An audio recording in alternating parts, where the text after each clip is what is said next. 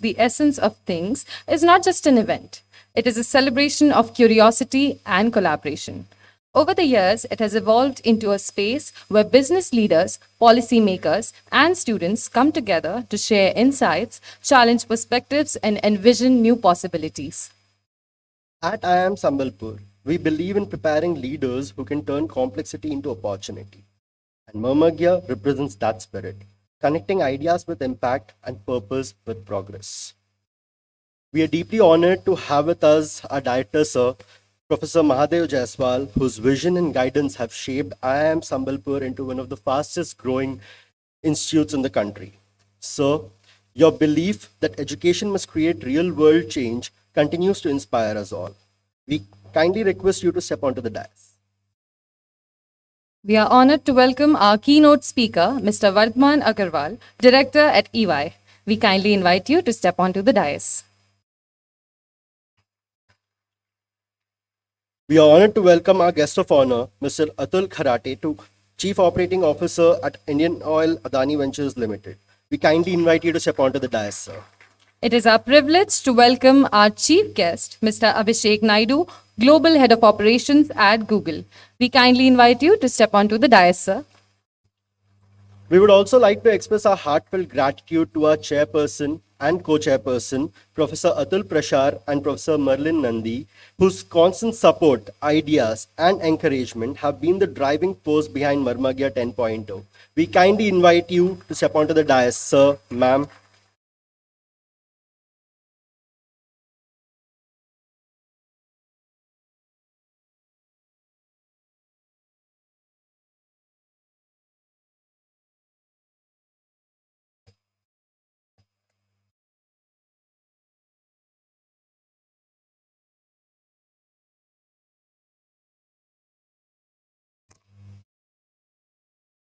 Thank you so much, sir. Thank you, ma'am. As we begin this milestone edition, let us remember that Marmagya is not just a conclave, but a living conversation, one that carries the heart of collaboration and the soul of curiosity. It grows with every idea shared, every perspective exchanged, and every spark of inspiration ignited. Let us move forward with curiosity as our mind, purpose as our heart, and passion as our soul, as we start our journey together towards the vision of Viksit Bharat 2047. Thank you, and once again, a warm and heartfelt welcome to Marmagya 10.0 at IIM Sambalpur, where ideas find their voice and purpose finds its heart. We now request all our esteemed dignitaries on the dais to proceed with the auspicious lighting of the lamp. The lamp symbolizes knowledge, wisdom, and new beginnings. May this light guide our thoughts and inspire meaningful conversations throughout Marmagya 10.0.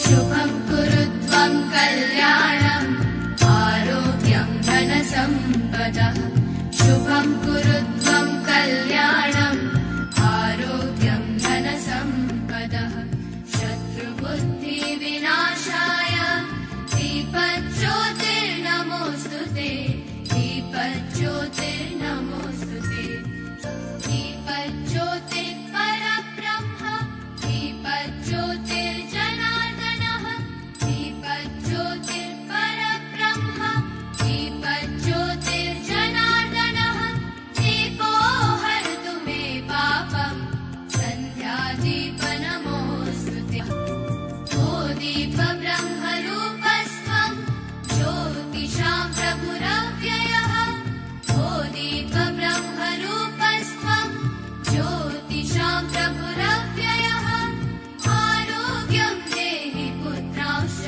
मतिं स्वच्छां हि मे सदा रवेरस्तं समारभ्य यावत् सूर्योदयो भवेत्. A heartfelt thank you to our esteemed dignitaries for gracing the occasion and setting the tone for an insightful day and inspiring day ahead.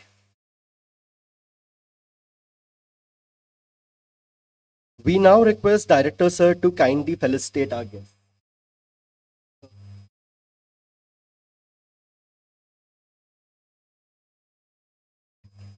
We have Mr. Vardhaman Agarwal, Director at EY.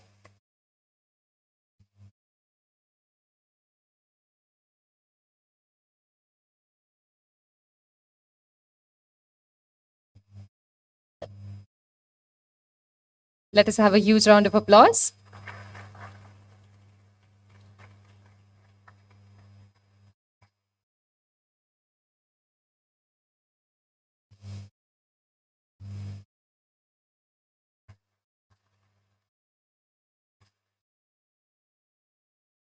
Thank you, sir.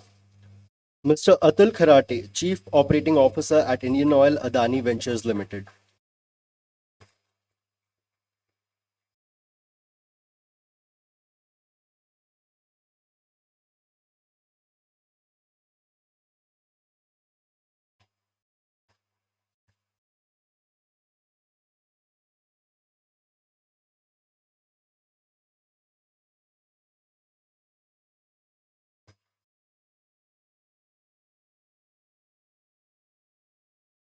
Thank you, sir.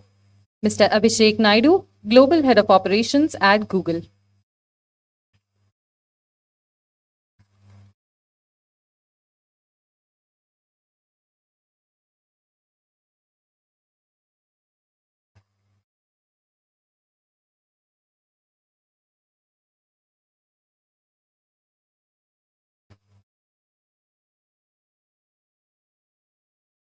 Thank you so much, sir. Now, we would like to play a short video to give you all a glimpse of what IIM Sambalpur stands for.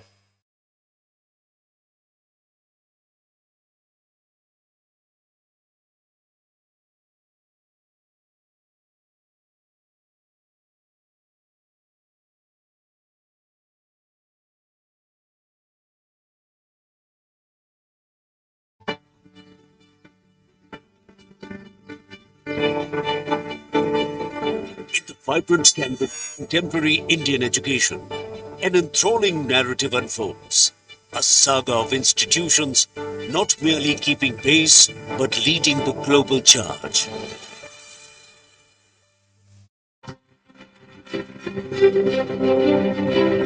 The Indian Institute of Management, IIMs, form an esteemed network of premier business schools in India, celebrated for their academic distinction, leadership development, and substantial evolution into a global economic force. Conceived by visionaries such as Dr. Vikram Sarabhai and Sri J.R.D. Tata, the inaugural IIM Calcutta, was established in 1961, forged in collaboration with renowned international institutions like the Massachusetts Institute of Technology, MIT, and the Ford Foundation. Subsequent years witnessed the foundation of IIM Ahmedabad, 1961, IIM Bangalore, 1973, IIM Lucknow, 1984, IIM Kozhikode, 1996, and IIM Indore, 1996, solidifying the IIM legacy across diverse regions of the country. An institution that is nestled in the heart of picturesque Sambalpur city, boasting a sprawling 200-acre campus that stands as a testament to grandeur and commitment to nurturing future leaders. A name resonating with triumph, achievement, and the promise of a brighter future. Showcasing IIM Sambalpur.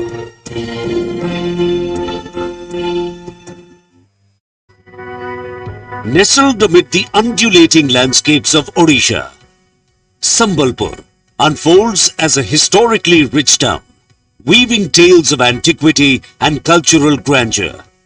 The town resonates with echoes of rituals, festivals, and traditional practices that have withstood the test of time. The nascent stages of IIM Sambalpur's new campus heralded a transformative chapter in the institution's narrative, encapsulating a vision steeped in progress and excellence. The pivotal moment materialized on January the 2nd, 2021, as the Honorable Prime Minister of India, Shri Narendra Modi, laid the foundation stone for the institution's permanent campus. The monumental architectural marvel, constructed with a substantial investment of 401.94 crore rupees, demanded the dedicated efforts of thousands of individuals working tirelessly round the clock. This collective hard work and labor have culminated in a groundbreaking achievement, making it one of the fastest constructions of IIM campuses of this scale in India.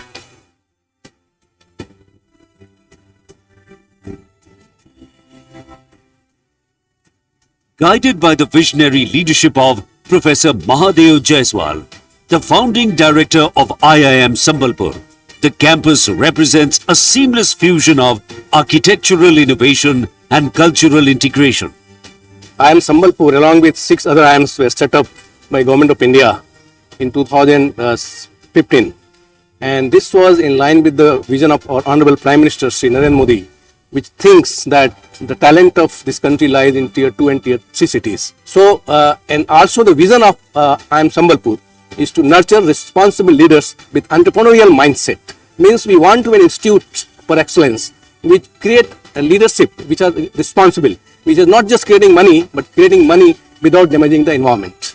In same time, it captures and includes all sections of society, that is in part of inclusiveness. So this is the part of our vision. And in terms of our mission, we want to create the new knowledge through disruptive methods. We want to disseminate the new knowledge through different methods. At the same time, we want to create impact in society through collaboration with industries and academia globally. IIM Sambalpur's architectural marvel unfolds as a meticulously crafted masterpiece, boasting a sophisticated 5-layer design that harmoniously blends thematic richness with functional excellence. The first layer, the spiritual layer, draws inspiration from Sambalpuri art and the Institute's core values: innovation, integrity, and inclusiveness, the 3 I's. Core values of IIM Sambalpur is innovation, integrity, and inclusiveness. That is called 3 I's. And if you see the logo of our institute is based on these 3 I's. There are 3 lines which are depicted, and these 3 I's have been taken from the Ikkat design of Sambalpur art. And this has come from 3 I's means North Sajanam Suchita Samavestam. North Sajanam means innovation, and innovation is a symbol of Lord Brahma because it creates new knowledge. Integrity, that is North Suchita, that is the symbol of Lord Vishnu, which provides how to live life with ethics. And inclusiveness, that is Samavestam, that is the symbol of Lord Shiva, which is inclusive God. And we have derived our logos from these 3 gods, Brahma, Vishnu, and Mahesh. And also it depicts the local art and culture of Sambalpur. And you can see that the color of our logo is blue because we believe in blue ocean strategy, not grey ocean strategies, because we want to create new ideas. And same time, you can see our logos are open both sides. The lines are open, means we are not close, we are infinite in terms of our thinking capacity, in terms of creating capacities. The second layer, the physical layer, is a comprehensive embodiment of the institution's commitment to environmental sustainability and responsible resource management. This layer exemplifies thoughtful planning and efficient utilization of space. With a prestigious 4-star Griha rating, the campus stands as a beacon of sustainable and eco-friendly construction practices. Embracing cutting-edge technologies, IIM Sambalpur incorporates a photovoltaic solar power plant on the rooftops, symbolizing the institute's dedication to renewable energy sources. Smart lighting control, movement sensors, solar water heating systems, LED lighting, and astronomical timers collectively contribute to energy efficiency and the reduction of electricity consumption. The design of IIM Sambalpur campus is very unique. It is a mix of modern technology and contemporary arts, and accordingly, the names of various buildings of our campus also has very unique historical names. For example, the name of our admin building is called Kotalia. The name of our auditorium, which has got two auditorium, is known as Konark. And the name of our classrooms are called Takshila. And the modern building that is called Incubation Building is known as I2 Hub, the modern name. And therefore, this campus is also known as handcrafted IIM.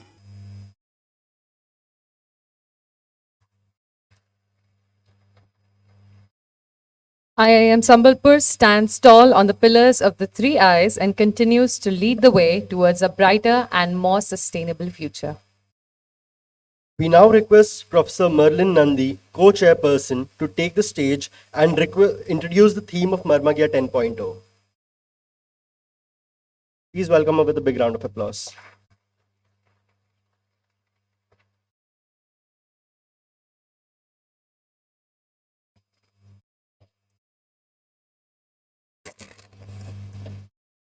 A very good morning to everyone present here. I would like to begin by extending a very warm welcome to our respected dignitaries on the dais, our esteemed guests and speakers, my colleagues and dear students, to the 10th edition of Marmagya, the annual business conclave of IIM Sambalpur. More than an event, Marmagya is where theory meets practice, enabling insights, collaboration, and impactful conversations. This year's Marmagya is different. It marks a decade of insightful dialogue and intellectual exchange between industry and academia. It arrives at a time when the world is itself in transition, and it is designed not just for conversations, but for collaboration and co-creation. Power is becoming more distributed, economy is more connected, and technology more transformative than ever before. As the global order evolves and new centers of power emerge, Marmagya 10.0 explores how businesses can adapt, lead, and co-create in a multipolar world. Each edition reflects the pulse of the business world. This year's theme, Navigating Businesses in a Multipolar World, Ideas for Viksit Bharat 2047, could not be more relevant to the times we live in.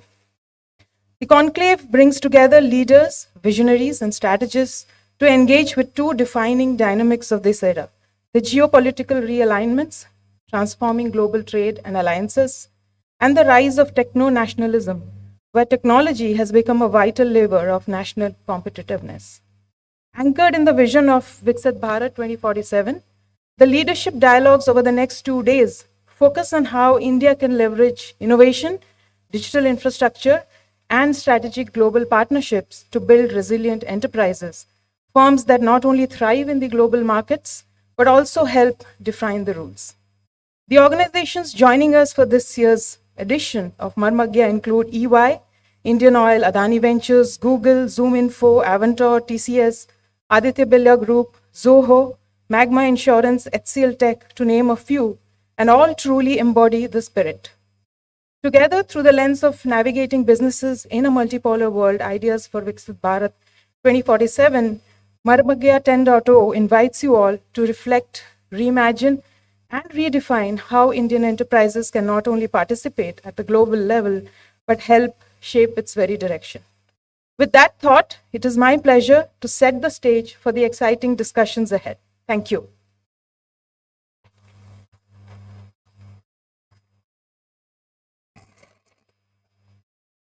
Thank you so much, ma'am. We are all looking forward to a day full of passion and insights. Now, it is our privilege to welcome Professor Dr. Mahadev Jaiswal, the founding director of IIM Sambalpur. A distinguished academic and visionary leader, he has been instrumental in shaping the institute's growth and making it one of the fastest growing IIMs in the country. Sir holds a PhD in computer science from Delhi University, a PGPX from Massachusetts Institute of Technology, and is a senior Fulbright Fellow from Carnegie Mellon University. With deep expertise in digital innovation, entrepreneurship, and IT strategy, he continues to inspire excellence in education and leadership. So, we are honored to have you with us and look forward to your inspiring words.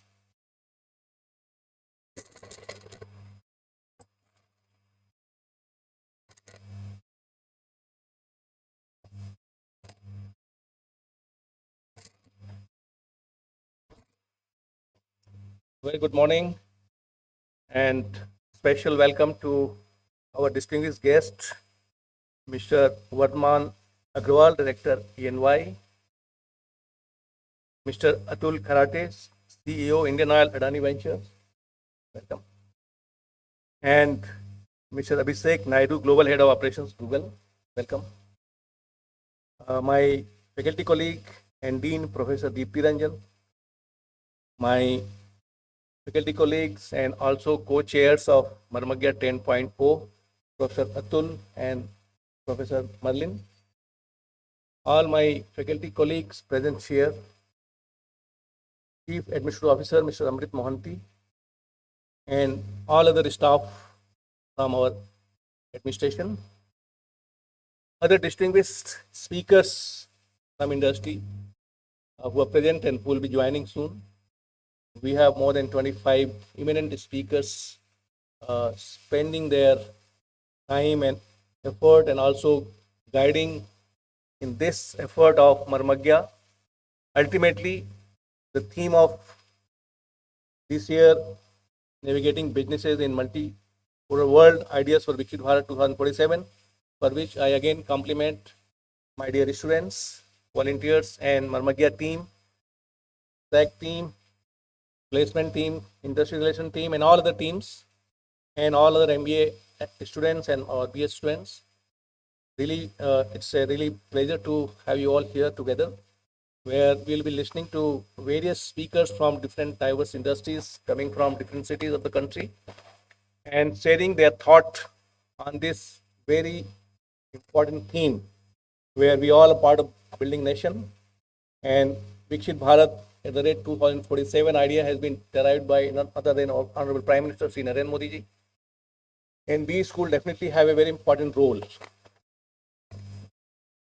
Now we know that how the world is, and multipolar world is today.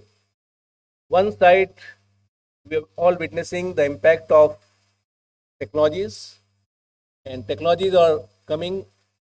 One side is from digital, that is AI and blockchain and quantum computing. Second side, there's a lot of change happening in the source of our energy, which is getting more non-fossil fuel. And that is impacting, both these are impacting industry. There are two kinds of impact which I can see, and these impacts are called product and production. Either it is creating new product in the industries and old products are getting obsolete. Same time, it is also creating new process of production.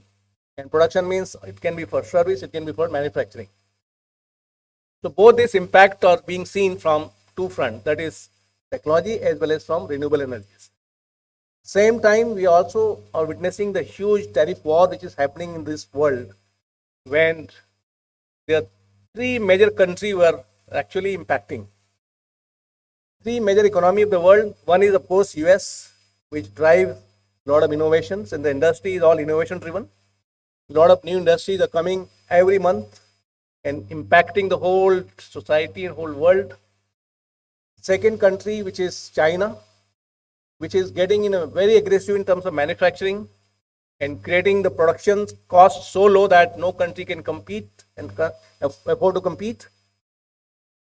And third country, India, which is a democratic country, but now emerging big because we have a freedom, we have a dynamic leadership, political stability, and dynamic and emerging Indian institutions like IIMs and IIT. I think these three countries, we really need to understand how in this multipolar world, what challenges and what way our schools as well as our country should focus along with industries. Now, being a professor of a B school, it is my duty to take some research framework based on which we can talk on this theme. What I discovered is that the best framework will be look into the last 3 years Nobel Prize in Economics. Just see the last 3 years. The first 2023, the Nobel Prize was conferred to Professor Claudia Goldman, the professor at Harvard University of Economics. What was her work? Her work was last 200 years data in USA. The role of women in terms of their earning and labor market participation. And what she discovered in terms of theory and outcome was a U curve. So prior to industrializations, during the agrarian society, the participation of women and their earning was same as male in US. The moment the industrialization happened, the manufacturing plant came, their participation started slowing down and went up to the bottom of pyramid. And then it was stable for years. But now, after emergence of digital-based services, their income as well as their participation in the labor market started growing. That's how it becomes a U curve. So this is a very powerful economic model. I think some of our students and faculties should look last 200 or 100 years data from Indian economy and find out how much the labor income, how much the women income as well as their participation in the labor market has been growing. Is it been the same pattern or different pattern? Yes, my gut feeling it is same, because prior to industrialization in agriculture economy, women participation were almost equal. If you even go today in the village, you will find women and male both working in the farming. However, when the manufacturing like coal mines or any other steel plant or power plant, I don't find any female there because of nature of job. However, when you go to Bangalore and Pune and Hyderabad in IT sector, you will find equal participation. So I'm sure very similar kind of pattern will happen, but that is a very important factor. But if we see the World Economic Forum reports and IMF report, the women's inclusiveness in terms of gender inclusiveness in the Indian position, in the global positioning is 127 out of 139 countries. Means the women's participation in the labor market in India is very, very low, less than 15%. I think that is one area I think we should think that how to increase that if we really want to achieve Bharat at the rate of 2047, Viksit Bharat at the rate of 2047. Without equal participation, it is not feasible. So that is the one finding if you read 2023 economic Nobel Prize by Claudia Goldin. Next, in Nobel Economic 2024, went to Professor Doron, Professor Simon, and Professor James Robinson. Two of them were my professor at MIT. They taught us economics. And last year I met one of them and they gifted me a book. What is their research? Their research is again historical. They collected data from whole world and say which country is more prosperous and which country is less prosperous, and what is the reason for that. And they found there are two models of governance, public institutions. One model is called the governance of extraction. How do you govern through extraction? Means how do you exploit others and earn yourself? Few people will have power and every other will be a subordinate. That is called model of extraction governance, where few people who have vested interest, who have power, they will enjoy all the resource, but others will work and they will be controlled by them.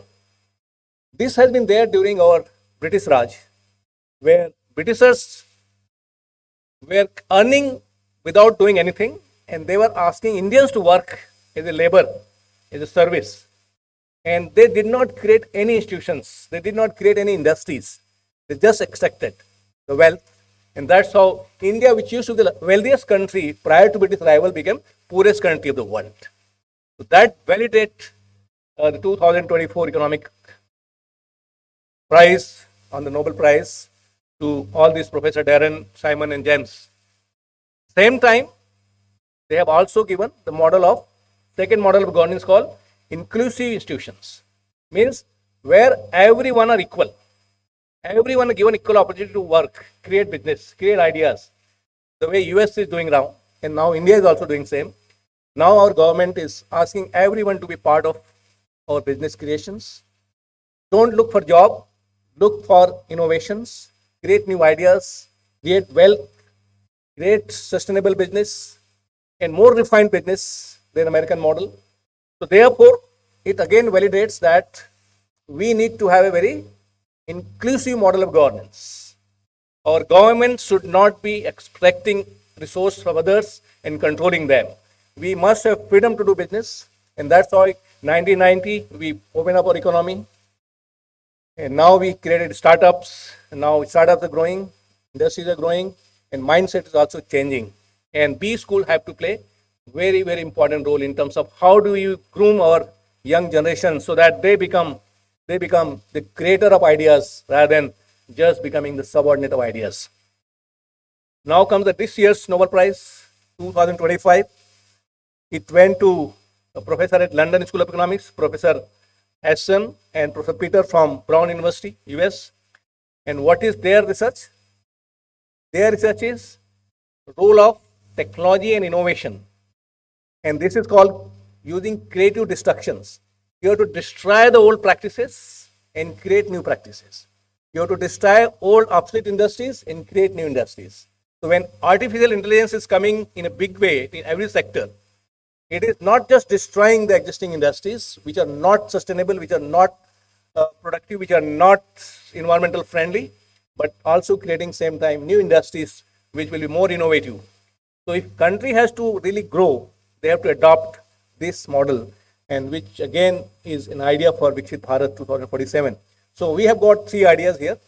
One is women participation has to be brought in the labor market in India. We have to have more inclusive model of governance institutions. And third, we must use innovations and technology to create new ideas and new product. I'm sure if these three Nobel Prize economic based research are used in Viksit Bharat 2047 is very much feasible. Now, being also a professor in B school, we also do a case study. Now, we want to see that which case, I talked about three countries, the case study, US, which of course is the center of excellence in terms of innovation. We talked about China, which is a communist country. We don't know what's happening inside, and therefore that case study may not be feasible for us. USA, since USA is very, very open, they bring talent from all part of the world, very open society, very creative. Things are changing now. It's a great opportunity for India. And then which model we should adopt? Of course, China model is rolled out. US definitely is up to some extent, but coming to the developing countries perspective, the best country which I feel we should do research or do case study is South Korea. Why? Because China, despite $20 trillion economy today, is not a developed country.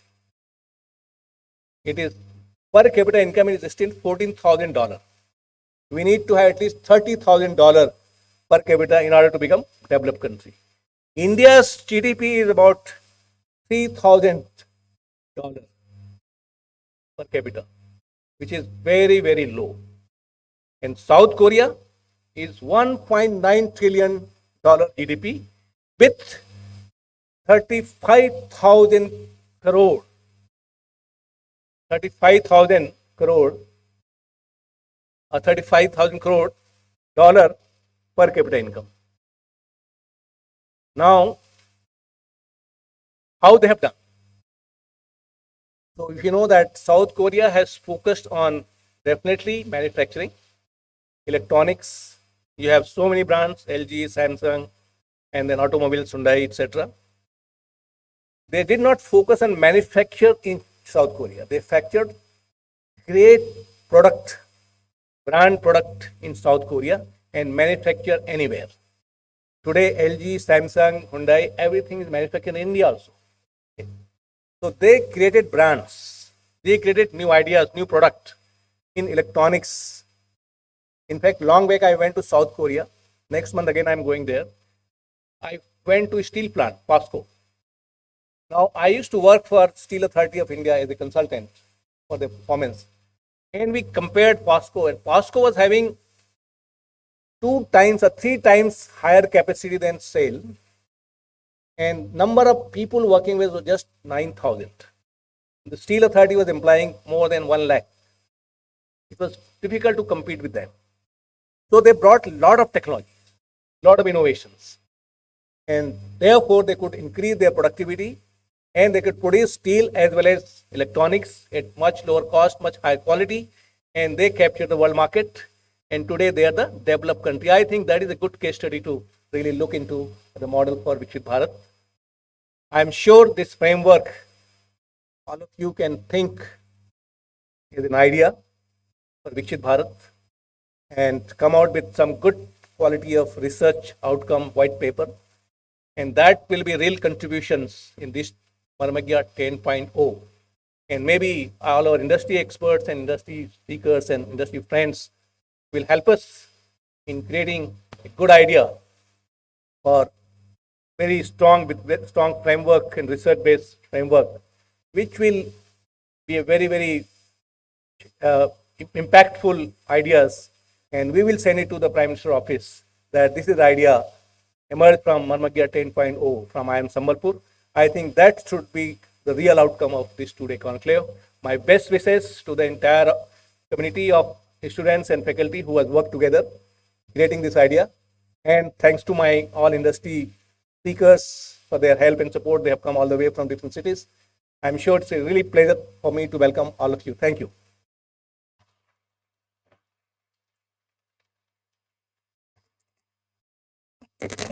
Thank you, sir. You are and always will be a guiding light for our institute. And I'm quite sure that the three ideas that you stated have ignited a bright spark among all our young minds. Now, it is our privilege to introduce our keynote speaker, Mr. Vardhaman Agarwal, Director at EY. With over 15 years of experience in finance, risk consulting, and governance, he is a TEDx speaker and thought leader known for his strategic insights and impactful leadership across global industries. A chartered accountant, CIA, and CFE, Mr. Agarwal has led transformative engagements across sectors, helping organizations strengthen resilience and performance. We now request Mr. Vardhaman Agarwal to kindly share his insights with us. We look forward to hearing from you and learning from your rich experience. So,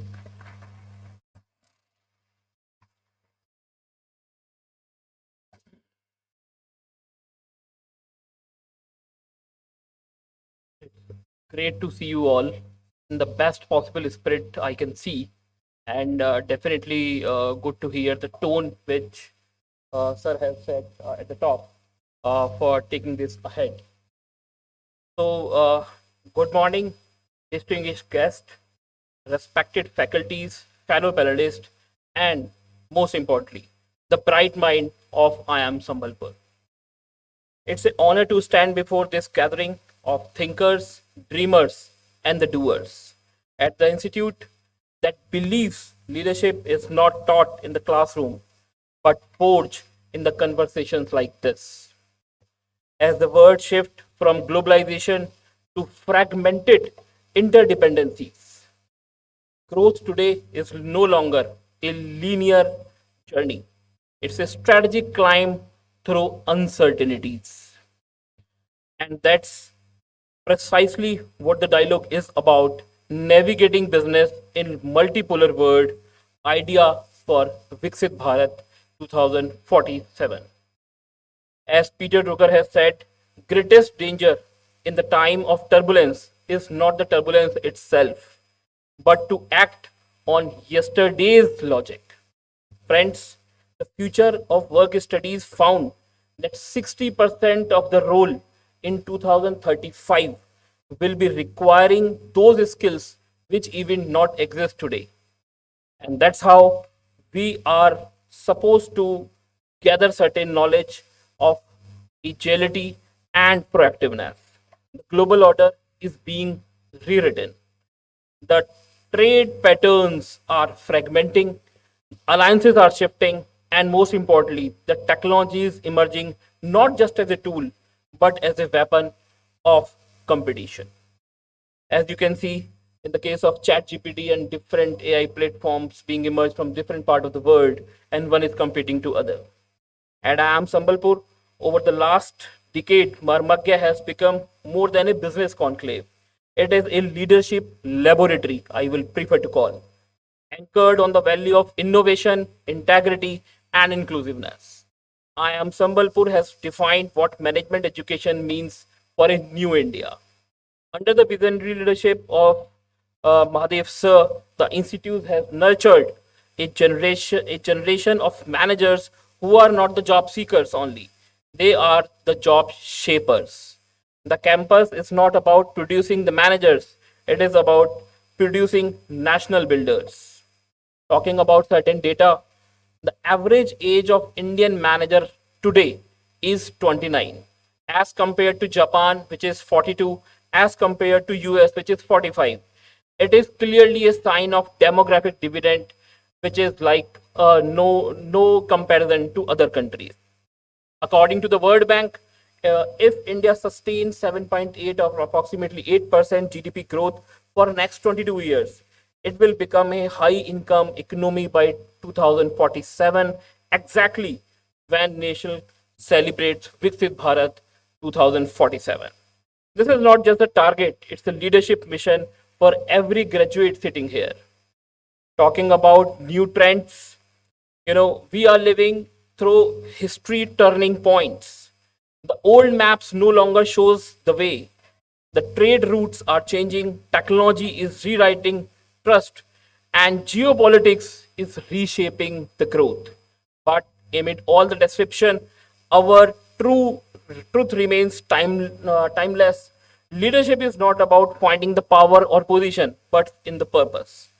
As a consultant, what we see is three major shifts. One is from cost advantage to the trust advantage.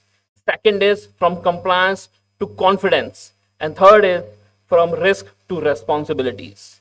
India, with its digital stack, young workforce, and strategic geography, is uniquely placed to turn every global shock into an opportunity.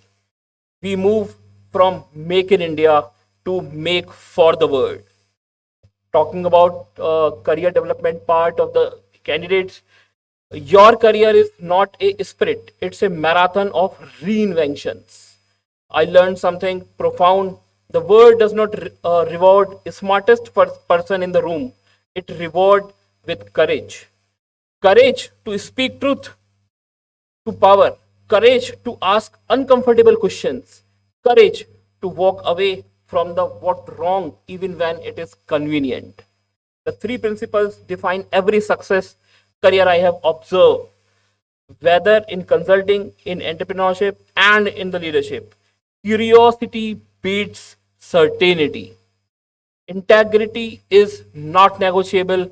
And the last one is adaptability is a new intelligence. In a world of AI and automation, adaptability will define your attitude. Audit professionals are now using AI bots to analyze millions of the transactions, but it's a human judgment that turn the data into directions. You will be tempted by the shortcuts.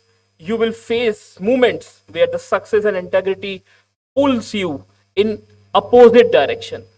And in those moments, remember, guys, the true measures of success is not how high you climb, but how clean you climb. Don't just chase the job title, chase growth for self. Don't just compare your timelines with others, walk your own. Because the world does not need another successful executive. It needs ethical leaders who make success meaningful. The leadership lessons which I would like to bring on the table, it is about three things. Leadership being begins with when ego ends. The true leader does not create followers, they create more leaders. Every person you mentor, your teammates you uplift is your real legacy. Failure is not the opposition of success. It is a tuition fees you pay for your wisdom. I have not failed, I have just found 10,000 ways that won't work. Thomas Edison. Don't be afraid to stumble, be afraid to stand still. Last one, the success without empathy is empty. People will forget what you said, they will forget what you did, but they will never forget how you made them feel. The most respected leaders are not those who leads from the heads, but from the hearts. And the future, you are entering into a world more unpredictable than ever before. But uncertainty is not your enemy, it's the training ground. When you leave the, these gates, remember, you are not just an employee in someone else's vision, you are the author of your own leadership story. So dare to be the voice of reasons in the noise of conformity. Dare to ask the tough questions even when room falls silent, and dare to lead both with mind and heart. The future belongs to those who prepares it for today. For example, an MBA graduate saw a fisherman relaxing on the beach after catching few fish. The graduate asked, you should fish more, buy a boat, start a company, and become rich." The fisherman smiled and asked, "And then?" He said, "Then you can retire and relax." The fisherman again smiled and said, "What do you think I am doing right now?" So the lesson is the leadership is known when to chase, when to cherish. Career ambition is powerful, but peace is priceless. In the end, I would like to say that India does not just want a seat in the global table, it is preparing to design the table itself. As the world gets more multipolar, leadership must become multi perspective. Let's be the generation that does not just chase salaries but seek significance.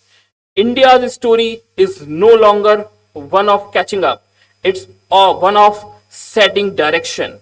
And the consultant, the business leader, the management graduates, our shared mission should be simple: to ensure the growth, not just the faster, but fairer, smarter, and sustainable. Thanks a lot for listening carefully to me. Thanks.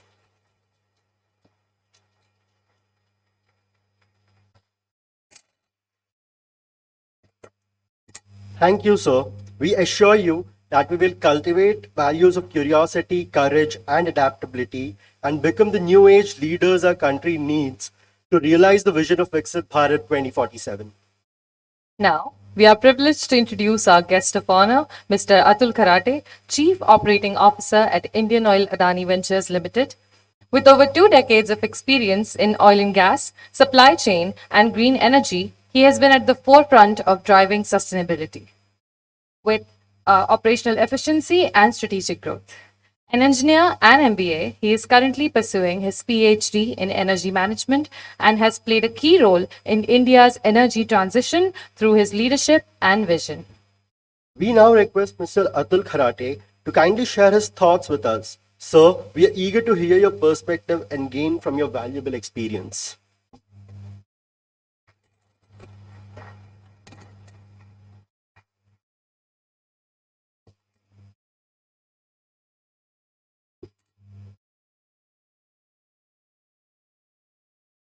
Good morning, all of you. First of all, thanks to the organizing committee of MARMAGYA 10.0 and the guiding team from the professors for really pulling us together and having this collective brainstorming.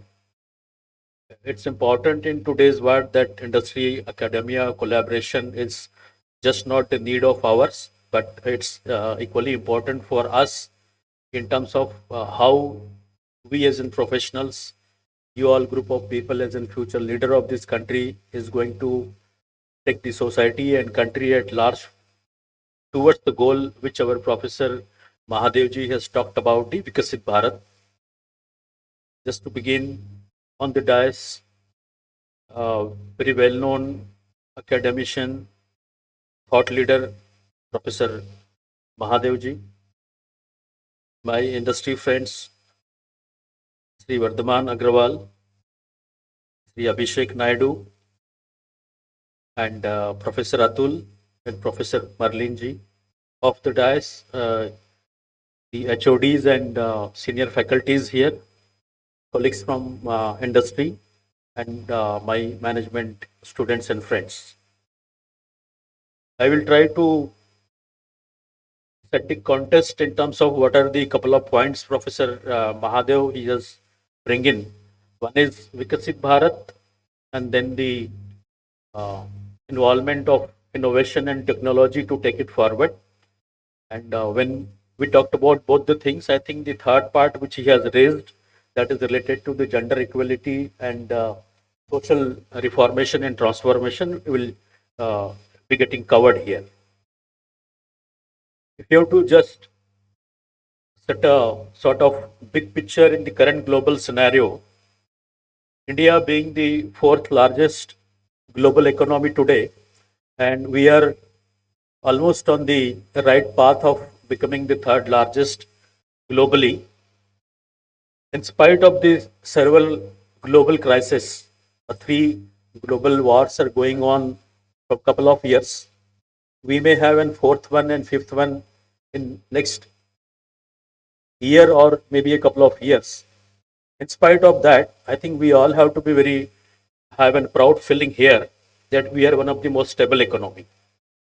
If you just reflect upon and see the number, the Indian economy is growing at a rate of 6.5+%, and it is projected that Indian economy will be forecasted at a growth of 6.7% or more than that for next couple of years. That means whatever we are looking for in terms of developed country as a target for 2047, I think each one of us as an industry, each one of us as a management student or professional have a very larger role to play in the coming decade or so. At the industry level, as I represent the oil and gas industry and energy industry, we are one of the third largest energy consumer today.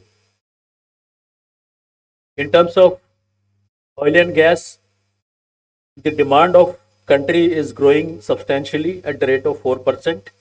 And when I say 4%, this 4% incremental growth is equivalent to the total energy demand of the 50 European nations.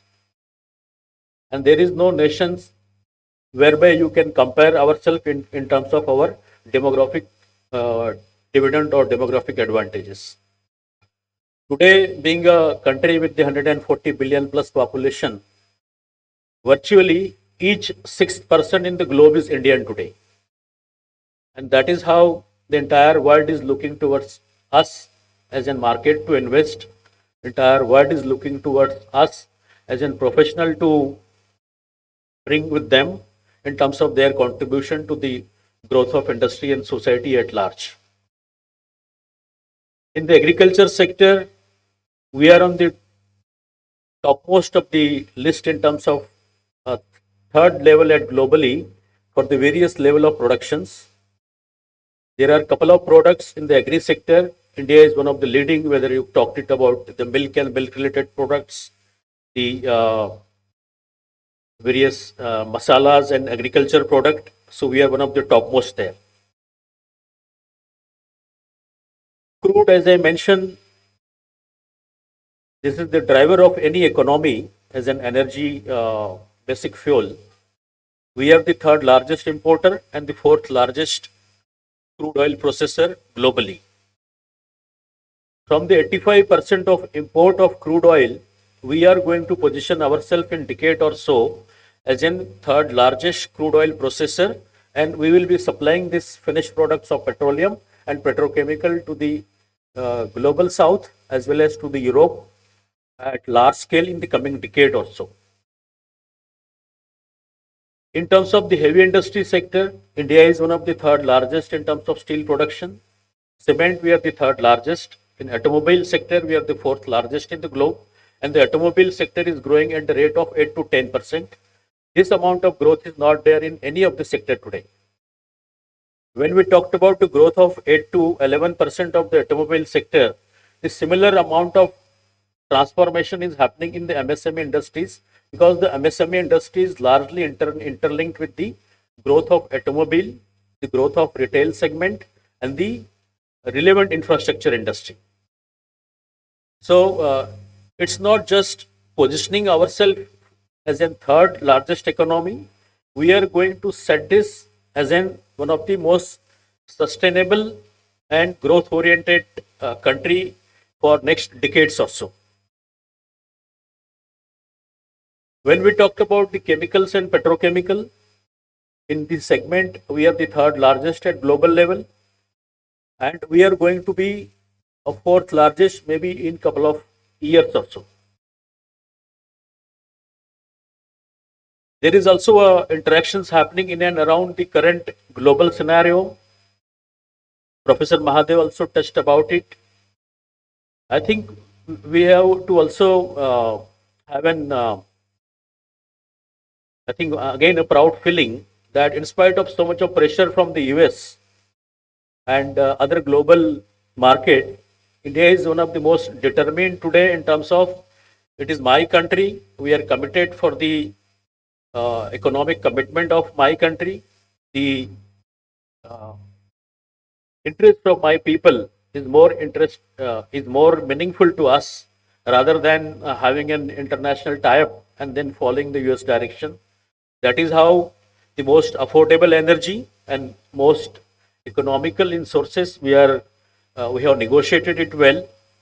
The Ministry of External Affairs, along with the couple of other ministries, have played a very vital role. And one way we are dependent on energy import for more than 80%. However, the international relations, the stronger position of the political leadership in terms of most committed to the interest of the nation has really helped us in terms of achieving this scenario today. Earlier, the Indian industry and the petroleum sector largely, they were sitting in UAE and OPEC offices. Couple of our people are always posted in Paris and USA for the negotiation of oil and gas and crude oil imports. Now the situation and scenario is completely different. All these representatives are sitting today in Delhi and Mumbai, and they are at our doorstep in terms of telling us, we are the supplier for you. You are such a huge market. We are ready to supply you at so and so terms and conditions. So that complete shift in mindset has happened. Why I'm trying to impress upon these things, it's also important for us to understand when you are 85% of energy dependent as an import, we have certain key drivers as an energy industry, and couple of them I will just try to discuss it here. That moving towards gas-based economy. So we wanted to have 15% of contribution of gas in the energy pie. Today we are at 6.8%. So that means almost 2.5 to 3% of jump is expected in this segment. So that is how a lot of CGD companies, a lot of thrust towards the gas pipeline infrastructure is happening in the country. So gradually the traditional cylinders at our home, which is being used for cooking, is getting replaced by the pipeline gas. It has started with only metros 20 years back, but now this is a reality in the all segment of the country. Out of 780 districts of the country, almost more than 400 districts is having an operational network of gas, and another 300 numbers of districts are in the way of finalization, barring the northeastern part of the country, which is more challenging in terms of the geographical structure there. So cleaner use of fossil fuel like petroleum products. So another buzz discussion today is use of ethanol as a blending fuel. So we have spent a lot of time in terms of interacting about whether we should be using it or not. The food security is important, or the growth of industry is important. I think finally we took a call, and this ethanol blending has helped us in terms of optimizing a cost of 1,40,000 crores in last 10 years of span. And 40,000 crore rupees of it has purely gone to the rural segment of the country. The rural youth has been given an opportunity in terms of contributing for the supply chain management solution, being it a transporter there, being it a producer there. And top of that, more than 770 million tons of carbon emission has been saved because of these initiatives. And nowadays there may be a discussion in and around the ethanol blending that government of India may increase it in the coming years. So that will also add value to the whole scheme of things. When I talked about gas-based ethanol economy, so there is a solution in terms of waste to energy. So a lot of things are happening in and around that. That is how 150, 120 numbers of compressed biogas plants are up and running. And I think that is going to add a lot of value to the environmental protection as well as to the capex infusion in the country and the employment generation as well. So all these projects are happening in the rural economy. So that's the need of our 450 gigawatt of renewable energy. We wanted to have it by 2030. So we as a country is in the right path. And if you recall the last national address by Honorable Prime Minister from Delhi, he has shared that we have achieved this 50% of renewable energy target much ahead of the 2030 target. And we are one of the most committed in terms of our G20 targets. We are one of the most committed in terms of the COP 30 target, which has been set at the global level. EVs in the current situation is also one of the solution, and I think that industry is growing at the rate of 8 to 12%. Many a times the discussions happens what will happen to battery and the post battery disposal arrangements, etc. There is also a discussions in and around green hydrogen. So my perspective from the point of management student as an energy is my topic of research. The incremental energy demand of the country is very high. The power requirement in the country is growing at the 4+% of in terms of year-over-year growth. The petroleum product demand is growing at the rate of 4%. The LPG demand has grown at a rate of 4 to 5% in last couple of years. Even the consumption and demand of coal has grown by 67% post-COVID. What it indicates that for the country like us, it's important to maintain a finer balance in between meeting the requirement of the large population. At the same time, important to be on the environmental target which we have taken for ourselves as a country. Also ensuring that in the path of growth, being from a developing country to a developed country as a part of Vikasit Bharat, we need to really see that balance. And that is how we are in the need of large resources of energy from all these resources. You called it as an EV, you called it as an renewable energy from solar or many other resources. There is also need to put a lot of thrust in and around green hydrogen in the coming days. Many IITs in the country, they have been working on the optimum capex model for the hydrogen. We as a group company have a couple of projects under the pilot stage in the state of Gujarat. IOC being one of the joint venture company of MICE organization. We have a technology partnered with the multinational companies, and we are trying to see how can we add value to the whole scheme of things. Another important point for us to understand here, with the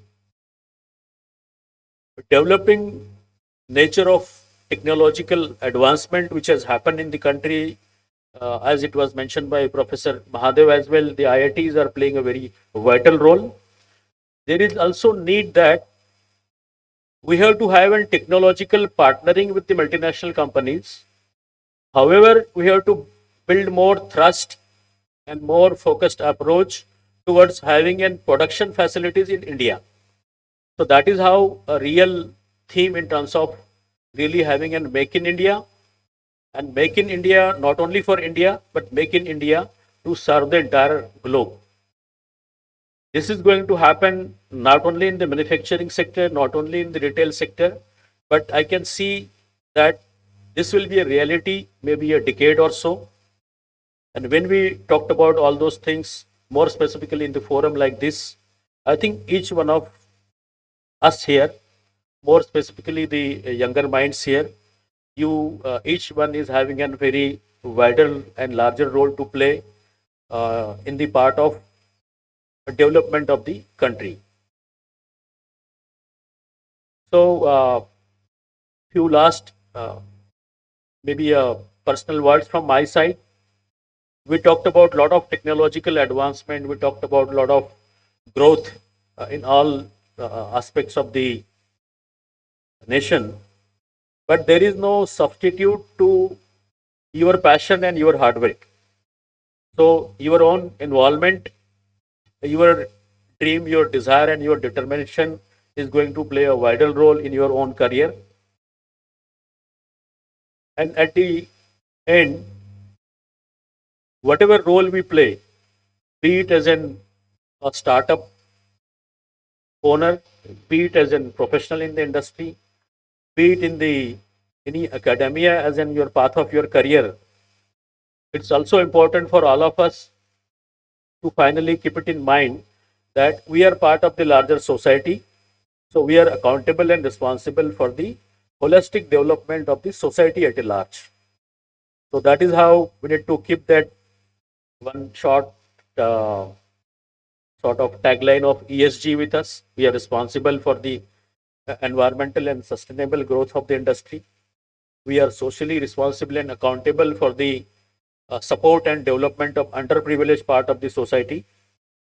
So with this couple of thoughts, once again, I will thank the organizing committee and the young and dynamic organizing team of the MARMAGYA 10.0 for really calling me here and having this meaningful dialogue.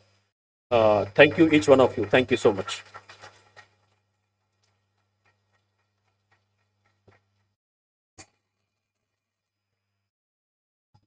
Thank you, sir. Energy is quite literally what's fueling our multipolar world and our businesses. Your insights and vision have inspired all of us and left us all powered up for what lies ahead.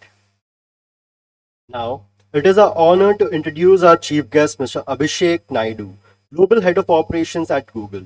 With over 2 decades of experience leading large-scale and complex operations across tech support, analytics, AI, and learning and development, he has also worked with leading global companies like Dell, Groupon, and Amazon. A true visionary, Mr. Naidu's leadership reflects innovation, excellence, and the ability to turn challenges into opportunities. We now request Mr. Abhishek Naidu to kindly address the audience. We look forward to hearing your insights.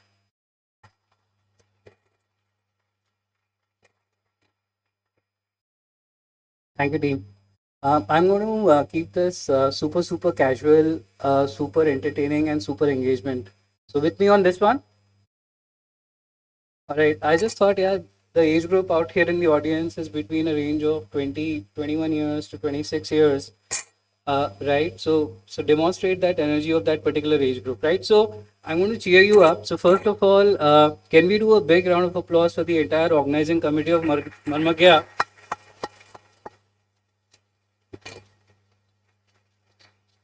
You got to clap and cheer as if India has won a World Cup. That's the kind of energy levels I'm looking at. So, can we do another round of applause?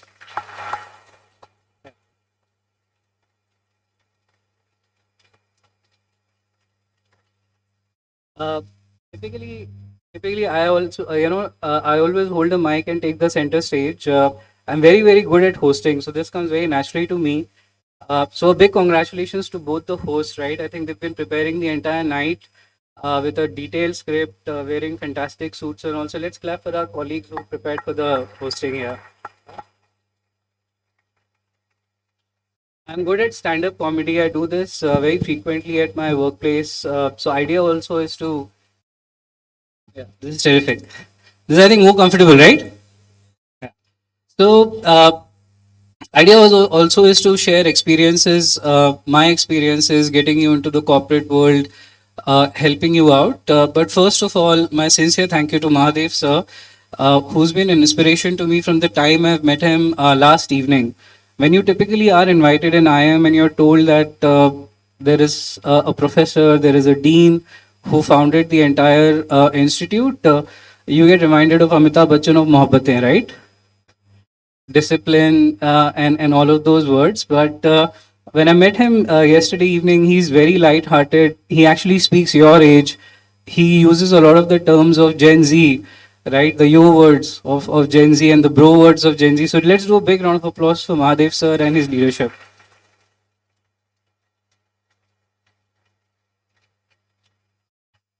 My story has been quite fascinating. I'm a backbencher student, so all the backbenchers here, big cheer for all of you. Uh, my wife, my parents, my daughter could not believe that I've been invited to IIM. I actually could not believe I've been invited to IIM because I'm very, very poor. I was rather very poor at academics. I had a second grade in my 12th exam, right? So from that to reaching an IIM stage and addressing all of you and being invited at a guest lecture, I think this is all because of one word which you actually inspire, right? When you actually constantly think about something very positive, and when you actually manifest that you want to be on a stage with such brilliant minds of India, something happens in life and then you are at that stage, right? So this is an example of a manifestation. The reason I'm talking about manifestation is all of you are at your juncture where you're looking at big dreams. Are you doing big dreams here? Planning for big dreams, having dreams in the day? Yes, no? Yeah? All right. So dream big, think big, because if you think big, dream big, and if you manifest all the positive things, you will be there. Yeah. So again, thank you to the entire faculty members for inviting me here. A big cheer for Anvita, Anvita Suvarna. I don't know where she is. She's a part of the organizing committee here. So okay, let's cheer up for Anvita. Um, So she used to call me uncle 6 years back when I first met her.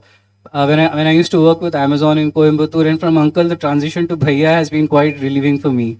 So thank you, Anvita. Uh, some of our members, right, out here.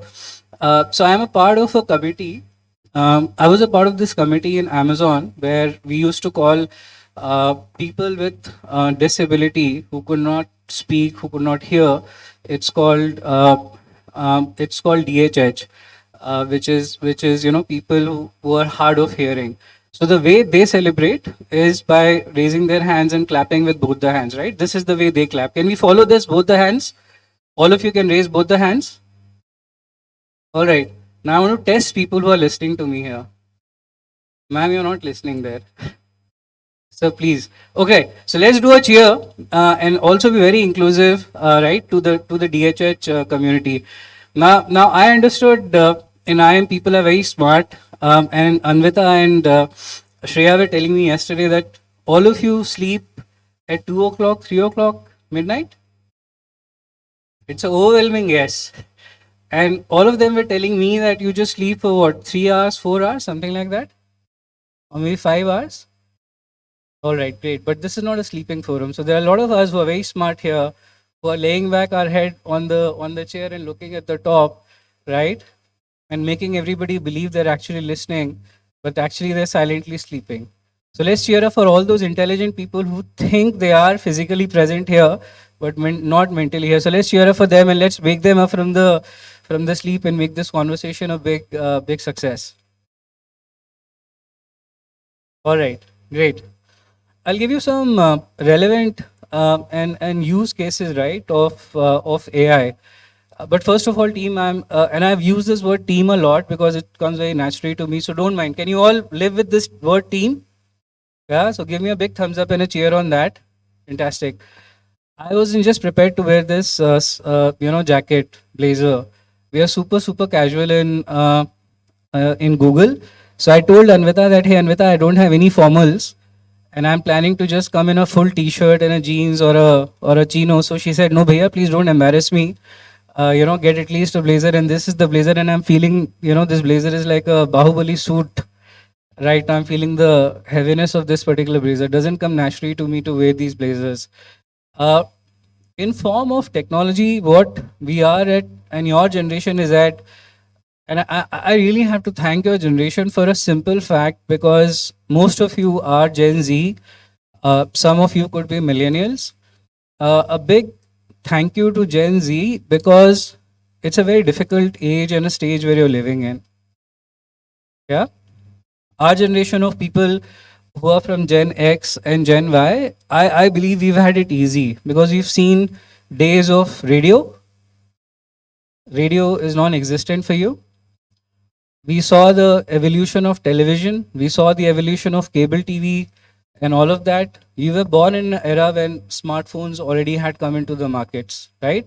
Or were getting introduced to the market. So from that perspective, the way your generation is tuning up and listening and being very curious here, a big round of applause to your generation. I really want to thank this. And let's also do a clapping like this as well. So we represent the DHH community, right? People who can't hear and speak. Yeah. Got it. Thank you. All right. Now, in my role in Google, what we do is we do a lot of work with our extended workforce, which is our vendor management teams. There are 240,000 vendors with whom we work, right, in Google. My role is to do seamless onboarding for them across Alphabet. What Alphabet technically means it's a combination of Google plus the bets like Waymo. Have you heard about this driverless car called Waymo? It's in US. It's working, or is rather operating right now in one city of San Francisco. And if ever you are in San Francisco Bay Area, you must try this Waymo ride, and I can get that Waymo ride free for you. Yeah. So, what is the AI behind this technology of Waymo? It's a driverless car, right? There is this helicopter kind of a view which the car has. It has a 360-degree vision. The technology which Alphabet uses is mathematical technology as well as driving sense technology. So this car is coded to follow certain SOPs. Certain SOPs meaning this car has to be at a distance of at least 5 meters or 10 meters from the car in front or car on the right side or on the left side, right? The technology also uses, the AI technology also uses the Google Maps for the particular car.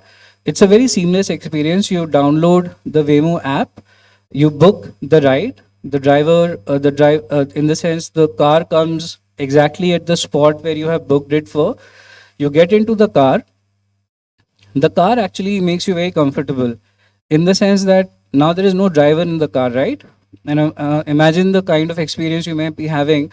So if you are having a fear, it's a driverless car and you want to make that experience similar, you can actually put a kind of a toy in the front seat of that particular car, like a teddy bear. And you can imagine that that teddy bear, for example, is driving the car for you. The car actually facilitates that discussion with you. The car also facilitates the discussion that it's 100% safe. And if you're driving that, I mean, if you're experiencing a cab ride of that particular car, you're in safe space. Now, this car technology now is getting implemented across the world. The next big step for Alphabet and Google is to launch this car in Japan, is to launch this car in Europe, and at some point in time India as well. Yeah, and I think Sambalpur would be a great area to launch this car because the traffic is very, very low here. All right. Moving to some other pieces now. How do you use this word technology? What really is AI? Do you need to have an engineering background to AI? Answer is no. Do you need to have deep experience in technology to deploy AI? Answer is no. Answer is a very simple yes, that you should have a practical problem to solve. And as long as you have a practical problem to solve, you have an AI solution to that. With me on this so far? Yeah? Give me a thumbs up if this conversation is enjoyable. I thought the entire hall would do a thumbs up. There's some still people feeling the thumbs, but thanks. So let's say you have and Mahadev sir spoke about it. It's a big challenge today in India on rural education, right? If you go to the rural parts of India, you will find the education is not as strong as in tier 1, tier 2, or tier 3 cities. So what AI can you deploy? What infrastructure can you deploy to ensure the students of villages are equally getting the same education as you and I? So the best way to do that is you use an AI tool. It could be a Google AI, it could be any other open AI tool. You create a simulation You create a simple 2-pager, 3-pager, let's say, presentation into a podcast, right? And you convert that podcast into the regional language of that particular village. So, for example, if you're in Tamil Nadu and Tamil is the predominant language, obviously students are not going to understand Hindi or English. So, how you do this is you go to Gemini as an example. There is something called Notebook LM. You have heard about LLM, large computing, large language models. This is a great example of this. So you have a presentation, let's say for class 5, we want to teach them on something on very simple English or very simple mathematics, whatever the subject is. You take that 4 or 5 slide presentation, you put that in Gemini. Gemini converts that into a podcast.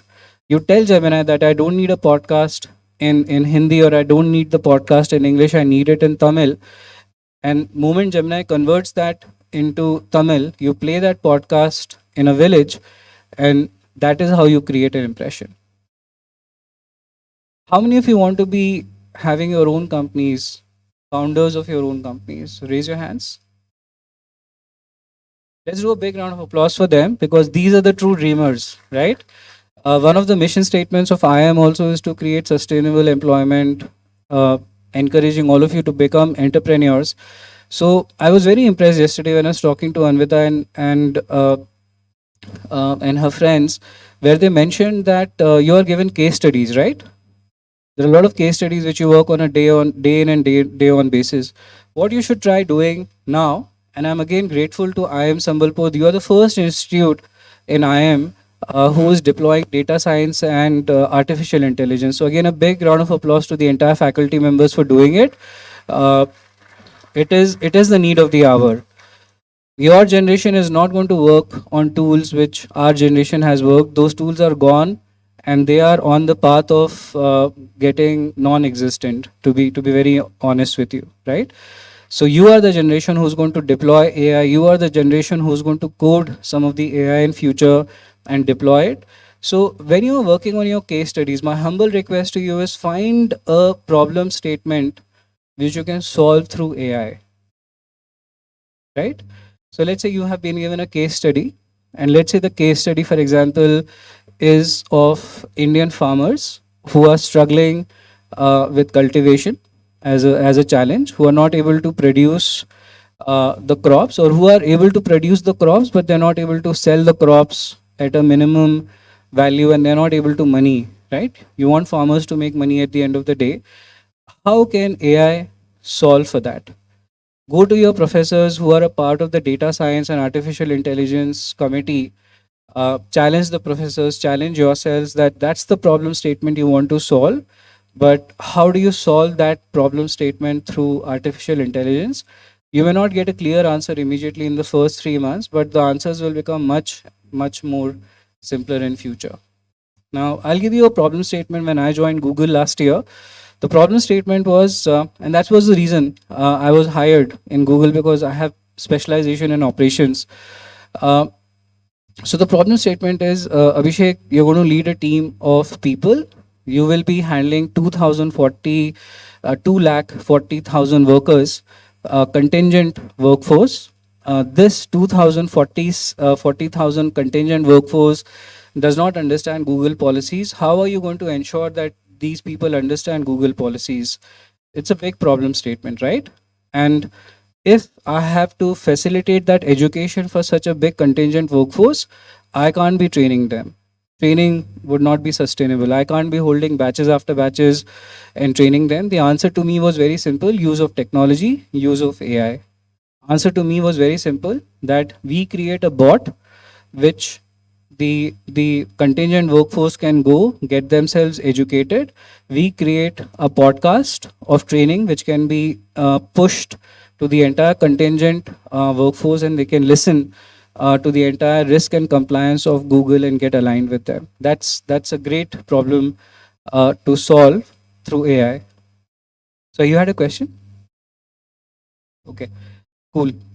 So that was again a great example of how AI is getting used. In the last, I would just like to tell you this much, that AI is going to stay here, for many more decades.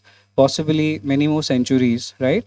So rather than getting afraid of AI and saying how do we adapt, you should adapt because you are a generation who's born in this technological era. And again, you should take all the help, leverage all the professors who are a part of data science and AI faculty, and solve your use cases, solve your problem statements through the help of AI. I'm here again, thanks to Anvita and her team's hospitality. I'm here tomorrow as well. So if any one of you wants a small demo of Gemini, wants a small demo of any other tool or product, I'm very happy to do that. There's also a tool which Google has built. I was telling this to Shreya and Anvita yesterday. All of you must use this tool. It's a free tool. The tool's name is Udl.ai. That particular artificial intelligence tool helps you do mock interviews, right? So how many of your second year students here? Not many. Okay. So if you are preparing, right, for interviews, and if you're preparing to get into the corporate world, this would be a great tool. What you do with that tool is you enter a script saying I'm a person who's going to attend an interview with XYZ organization. This organization will be expecting 10 questions. You can give some questions to the tool. The person who's going to be interviewing me will be a HR. The person is from a gender of, the person belongs to, let's say, a female gender. So you can give inputs to this particular tool. It creates an assessment for you. It starts asking you questions. It's like an interview process. You give answers on that particular platform. And at the end of interview, which is 15 minutes or 30 minutes, whatever is the duration you want to set, you get a beautiful assessment for yourself. The assessment tells you how many answers did you accurately give responses to, what is the speed of your speech, what are the sentences and fillers which you're using a lot. So for example, as an Indian community, we use a lot of we know all the time. And that word called we know as a filler is not a great word to use. So the tool will tell you that you're using this particular filler, you're having a dead air here, these are your strengths, these are your opportunity areas. It actually focuses a lot on your opportunity areas and gives you that kind of feedback which you need. So use this tool. I'll try and see with Anvita if we could do a small demo tomorrow or anytime later today. But again, very, very happy to be here. Thank you for inviting me. It's a dream come true. It's a dream come true for a student who was almost failing 12th class, barely passed 12th, and coming here and standing in front of the most prestigious organization, Indian Institute of Management, Sambalpur, India, and addressing such an intelligent crowd. So, so I am really, really full of gratitude. And again, salute to the entire generation of Gen Z, who's the future generation of India for sure, right? And I've always believed that your generation is a generation who's going to take India 1,000 years ahead compared to the generation where we belong to. So again, thanks a lot. I hope this was very useful, and really appreciate and I really appreciate your hospitality here. So thank you, sir, for the terrific hospitality. Let's also do a big cheer for all our panel members, right? Let's also do a big cheer for the panel members who are sitting here. I request the panel members to feel like celebrities and raise their hands because they've come from different places. And again, thank you for giving me this opportunity. Love to interact here. Thank you, team. Thanks.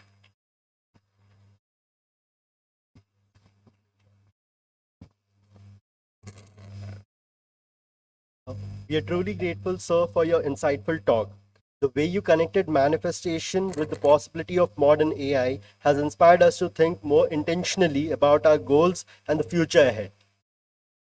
We now request Professor Atul Prashar, Chairperson, MARMAGYA 10.0, to kindly deliver the vote of thanks. We look forward to your words of appreciation and reflection as we conclude this inaugural ceremony of MARMAGYA 10.0.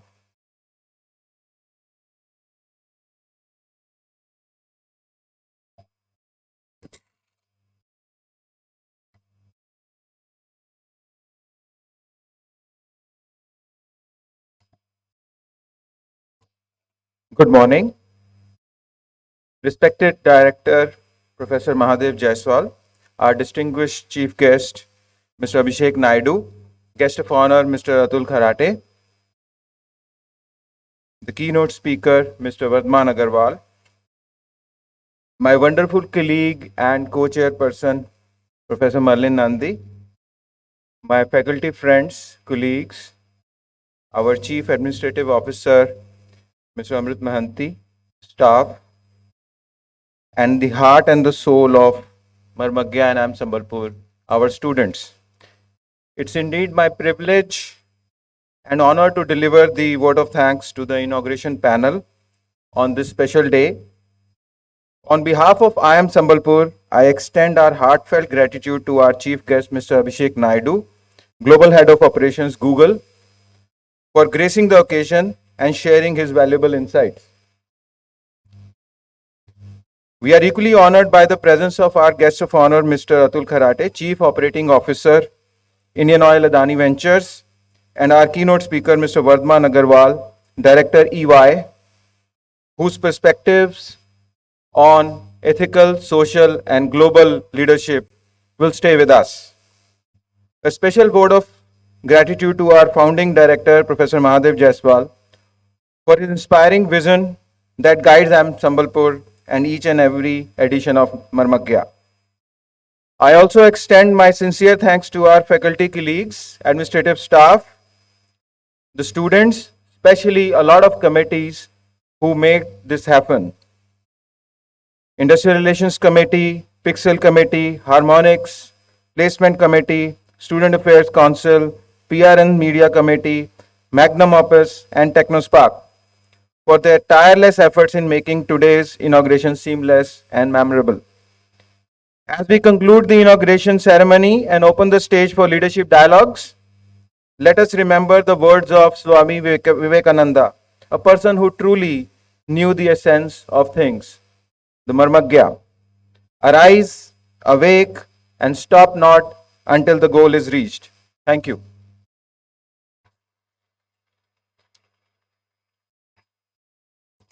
Thank you, sir. I would now like to invite all our dignitaries on the dais and our guests of the dais for a group photo.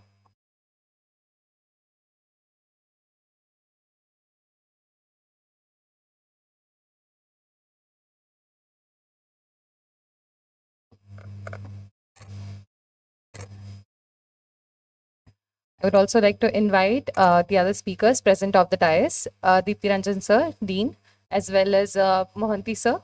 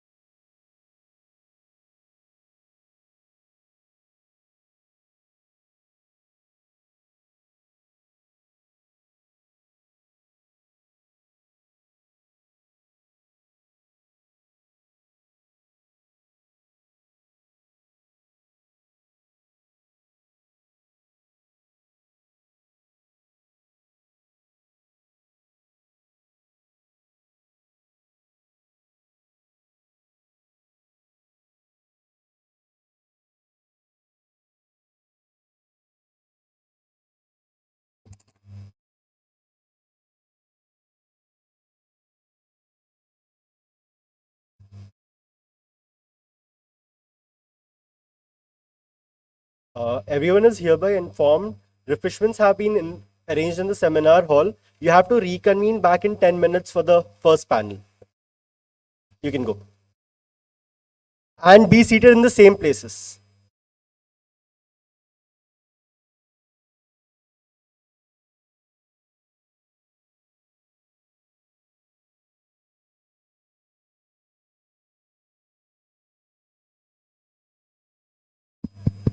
Hello, mic number 11. Hello, hello, check. Sound, hello, hello, sound check. Hello, hello, check. Hello, ঠিক আছে।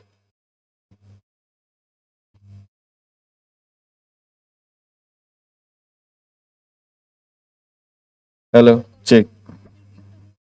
Hello, check. Mic number 55. ঠিক আছে তো? ଏବେ ତ ଠିକ ବାହାରିଲା। Hello, ତମେ ଗୋଟେ କଣ କାସେଟ କରୁଛ?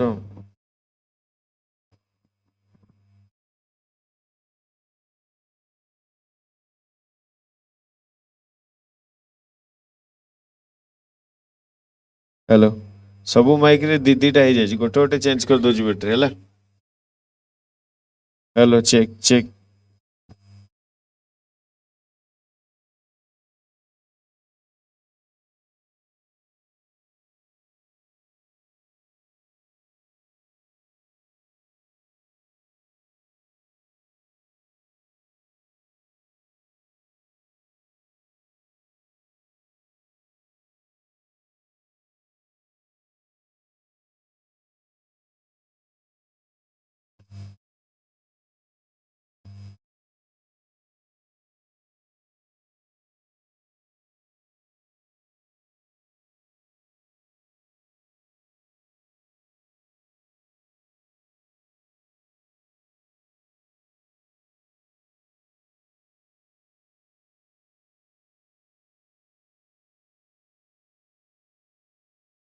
ହ୍ୟାଲୋ ଚେକ୍ ଏଇଟା ଟିକେ ହ୍ୟାଲୋ ଏଇଟା ପରଫେକ୍ଟ ଅଛି ହେଲା ଏ sound perfect double 1 perfect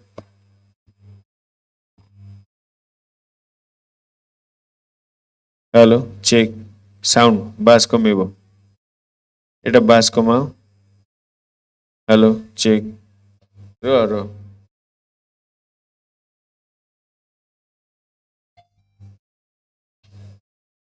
5 85 85 hello বাস টিকে কমিବ সাউন্ড পরফেক্ট ହେଲା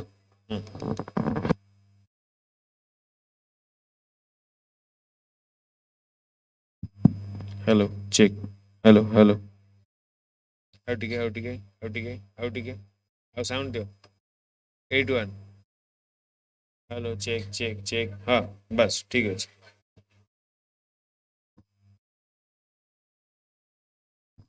ହ୍ୟାଲୋ ଚେକ୍ ଆଉ ଦିଅ ଆଉ hello check check check check check sound ଠିକ ଅଛି ହ୍ୟାଲୋ ଚେକ୍ ଆଉ ଟିକେ ଆଉ ବଢ଼ାଅ double 5 hello check check check